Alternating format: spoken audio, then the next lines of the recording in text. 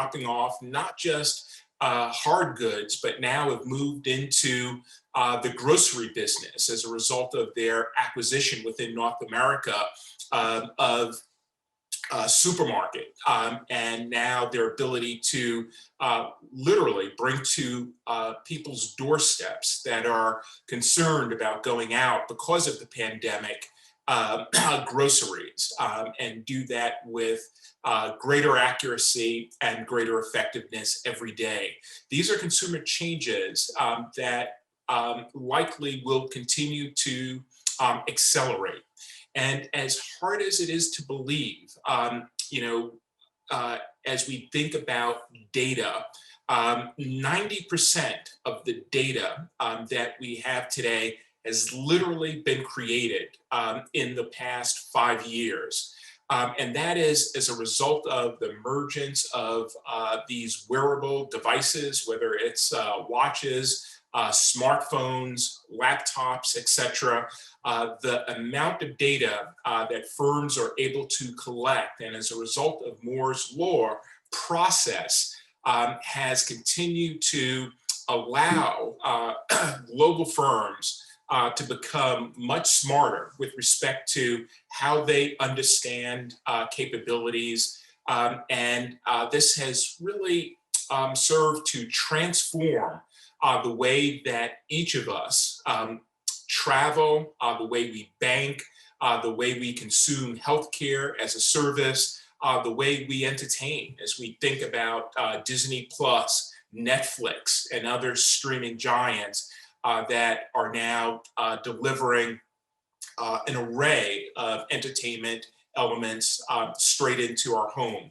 But what is of equal significance and importance is this notion of Moore's law. As we look at the bottom left-hand side of the screen, we see what's happening with transistor power.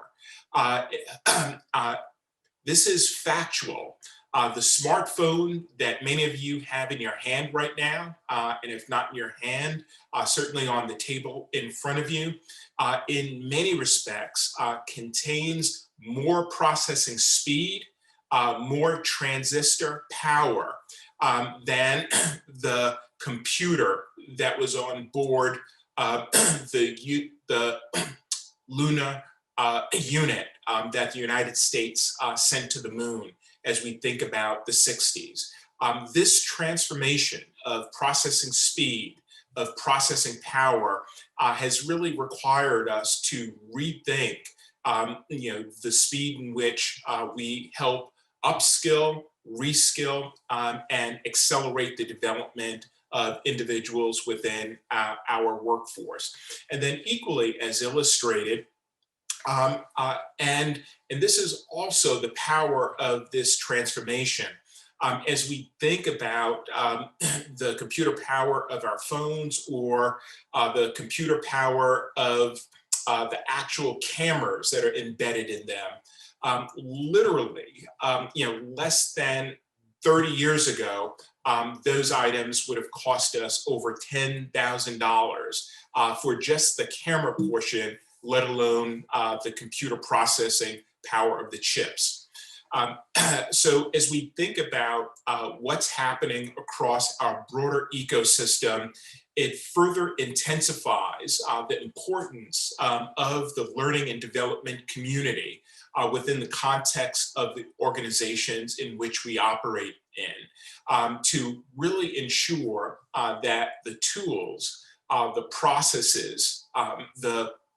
procedures that we are leveraging across our entire workforce are being fully optimized. And in many respects, our ability to leverage the computer and technology stacks that we have today to ensure that we are delivering this notion of high fidelity learning across our broader ecosystem becomes hypercritical on that journey. So specifically, as we think about our learning technology, we have to think about it hand in hand with the learning content, and really ensuring that we are leveraging the intimacy that we have with our employees by virtue of the data to truly deliver employee experience as a result of a design thinking approach to content construction. And as we think about this notion of design thinking, as we think about this notion of employee centricity, it really requires us to bring the same type of segmentation discipline that our chief marketing officers or other constituents within our enterprise may use in order to better understand our external customers. And by enabling us to really take this persona-driven approach, really allows us to ensure that the user experience that we are providing employees, the content that we are building for employees, are meeting employees where they are. And as we talk about where they are, it really is beyond location. It's really ensuring that we understand how employees consume information, whether it's visual, whether it's more auditory, whether it's more tactical, in terms of coaching and other simulation engagement experiences that we may be able to provide given the learning technologies we have within our companies. But it also requires us to ensure that as we're taking this persona employee-focused approach, that we truly are leveraging blended learning, that we're bringing together a virtual instructor-led engagement. We're coupling that with computer-based training processes. We're coupling that with high-fidelity video, and that we have learning platforms that allow us to really deliver that type of impactful blended learning experiences to our employees globally. And then equally important, we need to fully appreciate that many of our employees suffer from what we refer to as overchoice. And it's this notion that, if you go out to YouTube, you have so many selections, you may not know what to pick. You may not know exactly, what type of experience is going to provide you the information you need. So as we think about the work that we need to do as learning professionals to help employees, and we're informed by this segmentation, persona-driven approach, that we are incorporating content that's blended across multiple digital approaches, that we are also ensuring that we're providing curated experiences. So helping actually detail a learning journey for employees that help them become measurably and evidentially based more proficient within those areas in which they need to operate. It really is this ability to ensure that we're bringing the power of design thinking, that we are bringing a learning blended approach that's bringing together a multiple discipline experience for employees, and then sequencing that experience in a thoughtful and effective way that's going to allow our workforce to better face the exponential progress that we are contending with as a society as we continue to move through a global economic system that is increasingly driven by digital innovation, that is increasingly higher velocity, that is increasingly higher amounts of change. And it's really that's sort of causing much of the disruption, much of the employee dissatisfaction, but if managed effectively, can really allow us as leaders to both elevate and accelerate how we deliver value to our enterprises globally. as we think about this notion of a continuous learning culture and why that is so critical in this era of acceleration and disruption, it really ladders into the comments that I made before.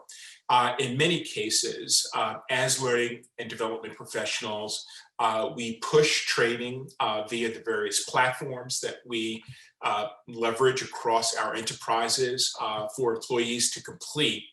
And increasingly, part of what we need to do in order to close this strategy risk gap is ensure that we're allowing employees to consume learning when and where they have an ability to do that, when they have time to do that on the devices that make it more convenient for them to consume that learning. And that really requires us to also ensure that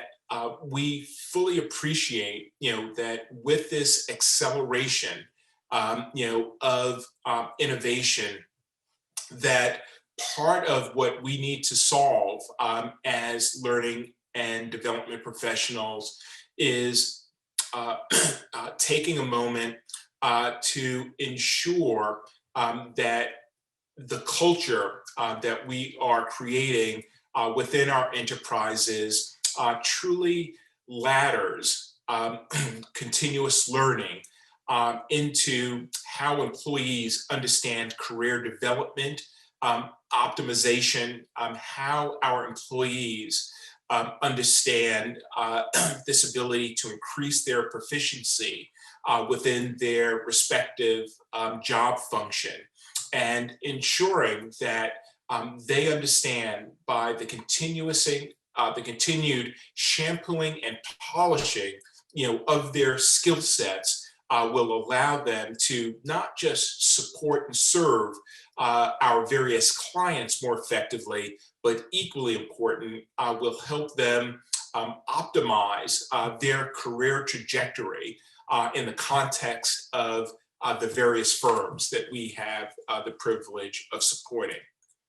And then equally important, as we think about measuring agile learning effectiveness and as well as employee satisfaction in this context of a focus on organizational productivity, it becomes increasingly important that as we think about the creation of learning experiences, as we are developing, whether it's computer-based training programs, whether it's virtual instructor-led experiences, whether it's simulations,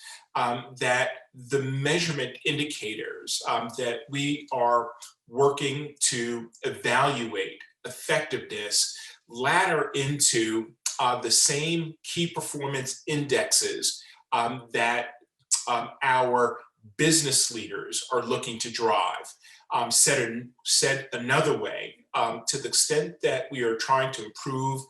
the overall service experience, we want to ensure that those learning interventions that we are delivering across our platforms truly map into those service requirements of the business, how the business is measuring service effectiveness,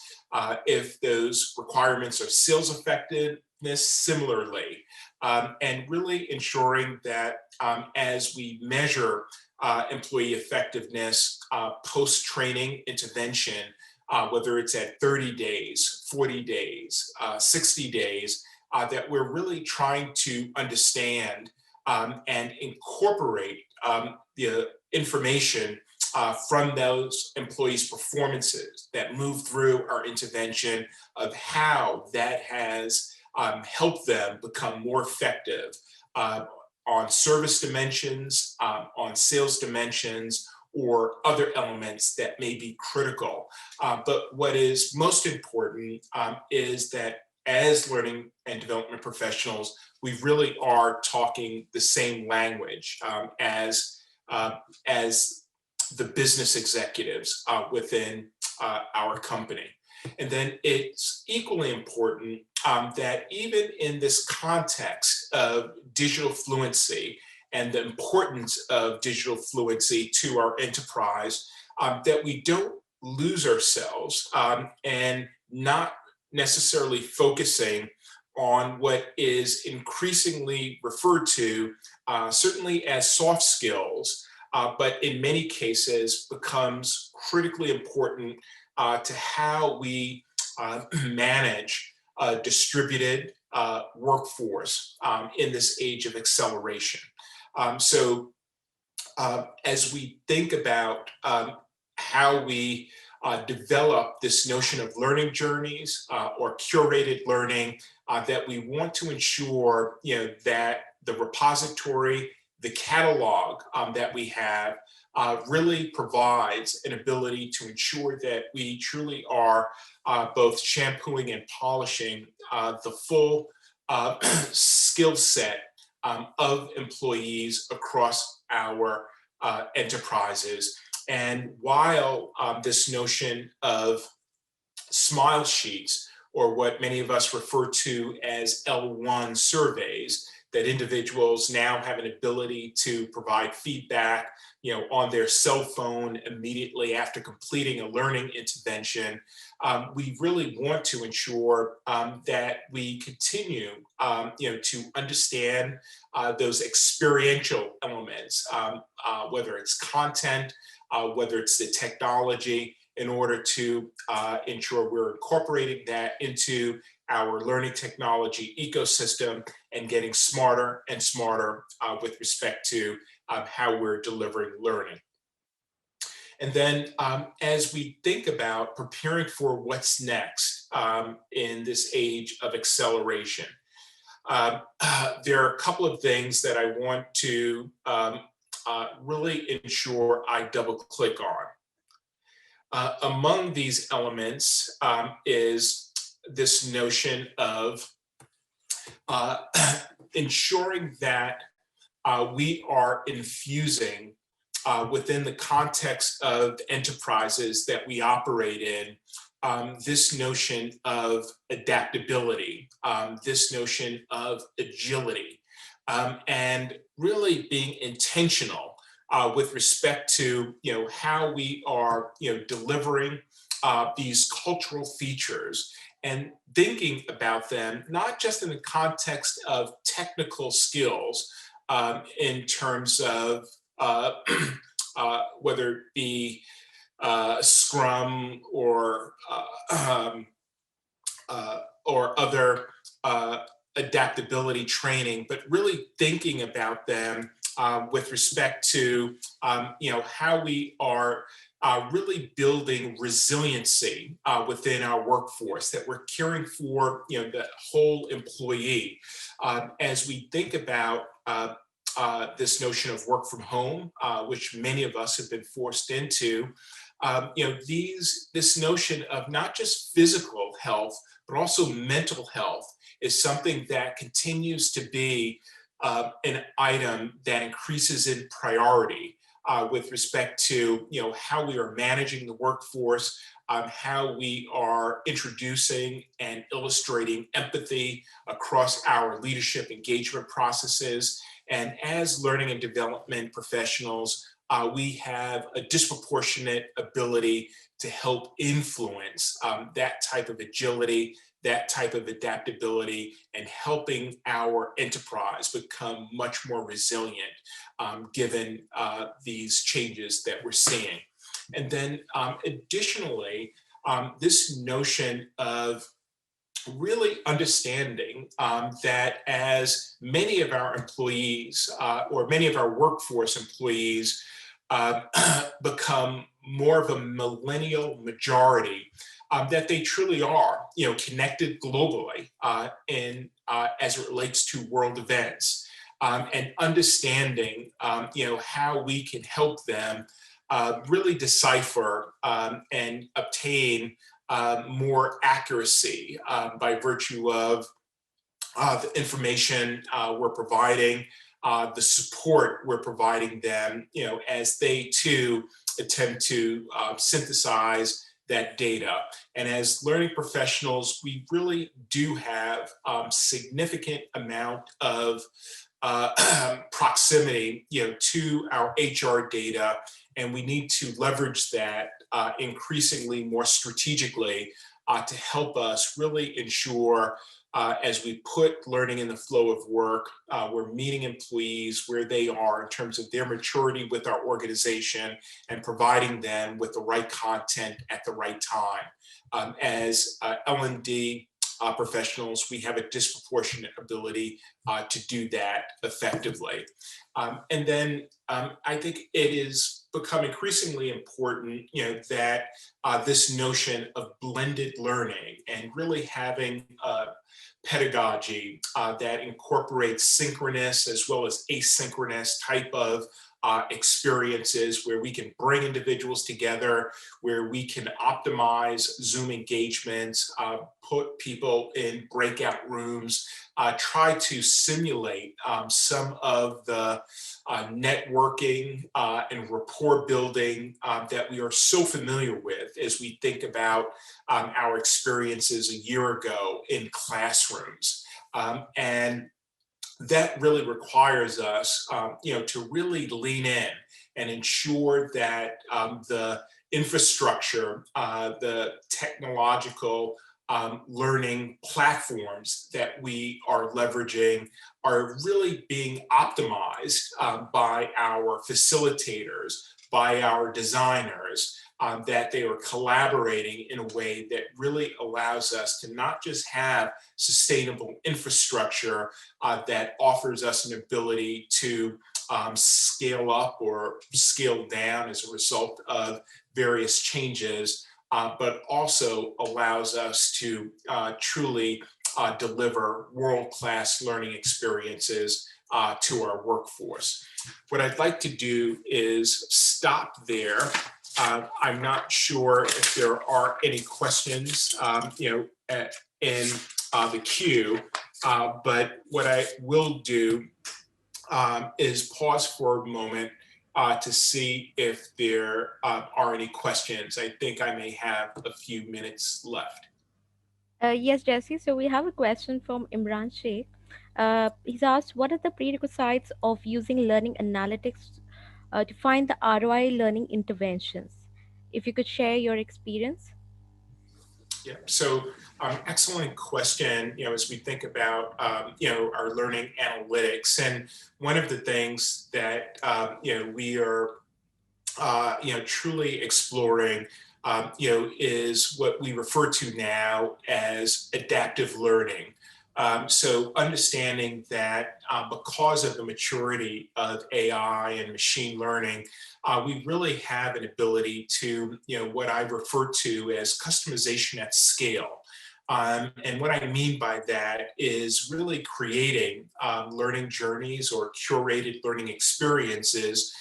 for individuals to navigate through, and dependent on individuals' answers to questions or responses to simulated case studies, we can branch those employees in different directions to help build on those areas where we identify skill gaps in their experience. So this notion of learning analytics, in many respects, is in its infancy, but with the learning platforms that we all have access to, really offer us an ability to accelerate how we are reskilling and upskilling employees globally. Thank you for the question. Thanks, Jesse. There's one question from Alex he seeks to have some tips to increase the digital transformation within your workforce. As we think about sort of digital transformation in many respects, every workforce on this globe has been forced into digital transformation. And what I mean by that is because of the pandemic and because of the movement to work from home at scale, those companies that were at the margin developing computer-based training programs, at the margin delivering virtual instruction have now brought those capabilities mainstream. And what that means is that we need to really ensure that there's intentionality with respect to understanding the capabilities of the platforms that we use, that there is equal intentionality in really ensuring that we are developing mobile responsive capabilities so our employees can consume that information on the device of their choice when they want to, but it really requires a reimagination of many of those platforms that are legacy and served us well before the COVID pandemic, but may not serve us so well now as we are forced to be much more employee centric. We are forced to be much more virtual and digital in terms of how we show up, incorporating synchronous and asynchronous pedagogy, as well as blended learning capabilities in the work that we're doing. Sure. One last question that we could take up is from Shalab Agrawal. He asked any tips for motivating the team to really participate in the digital learning wholeheartedly that could help both the employee and the company. And in many respects, one of the things that we are looking at right now are, how can we really mature this notion of offering digital stackable certificates, to employees that allow employees to really have a sense of accomplishment that is evidenced by a transcript that resides within the learning management system, but also is portable, can be printed out at their home or in their office, and could move with them, not just job to job within our organizations, but can certify them as having certain skills and capabilities that they can bring to other employees, or perhaps even to university to get various credits for. So one of the things that we believe there's a huge opportunity in is how do we further monetize the incredible amount of learning and development that we all do globally, and how do we build that common framework where if someone is certified in some capability at one firm, they really can bring that capability somewhere else. To the extent that we can crack the code in that, we will unleash significant value with employees pursuing these learning interventions within our organizations without us having to force them to do that. Okay, thank you, Jesse, for that fantastic session and giving such a great start.